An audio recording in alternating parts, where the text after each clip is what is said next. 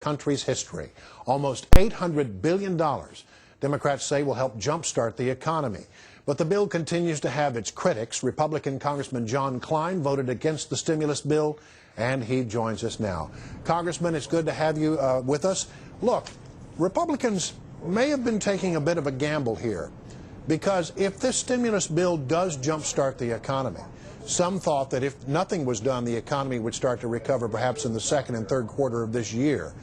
If that happens, aren't the Democrats going to get credit for having done something, and the Republicans are going to be blamed because they didn't want to be involved? Well, when you talk about politics, anything like that can happen. The important thing is we need the economy to recover. And I think Democrats and Republicans are absolutely sincere in their desire for the government to do something to see the economy recover. So you're saying this is a true philosophical difference, that Republicans just felt this was the wrong approach? Absolutely. We put forward a proposal that would have cost about half the money and created twice the jobs, using Dr. Romer's own methodology, the Council of Economic Advisors president.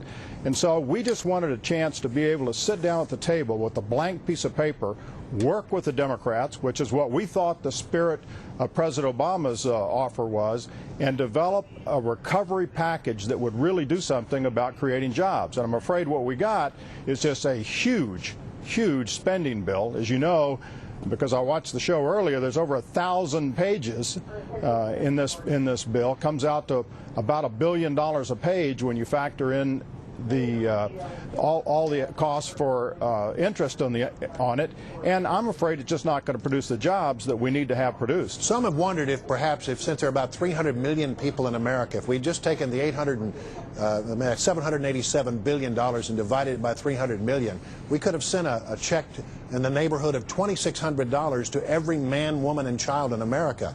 I don't know about you, but that sort of stimulates my economy. It probably would stimulate your economy, but even that's not the best approach. We had very targeted approaches, tax cuts in our approach.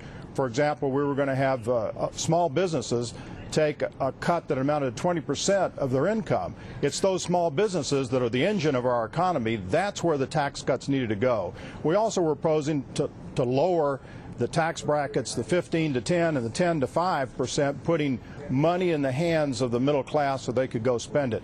Targeted tax cuts put forward in the way that we offered them would have done something to stimulate the economy. And what we have here, I mean, Harry Reid wanted a fast train from Los Angeles to Las Vegas, so we put in $8 billion for that kind of rail. I don't know if that stimulates the economy. Let me ask you one last question. Now that it's done, what is the environment in the House of Representatives?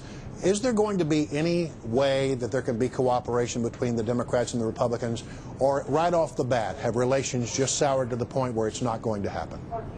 Well, I certainly hope there is a way, and the fact that all Republicans voted no on both versions of this thing, I hope would help tell the Speaker that she'd be a whole lot better off including Republicans from the very beginning of the negotiating process, rather than writing a bill, getting a line put in the sand, and having a partisan vote. Congressman John Kline, Republican from Minnesota, thank you for joining us.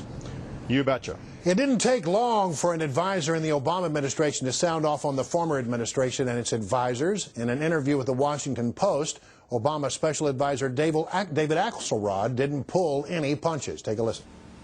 You know, the last thing that I think we're looking for at this juncture is advice on fiscal integrity or ethics.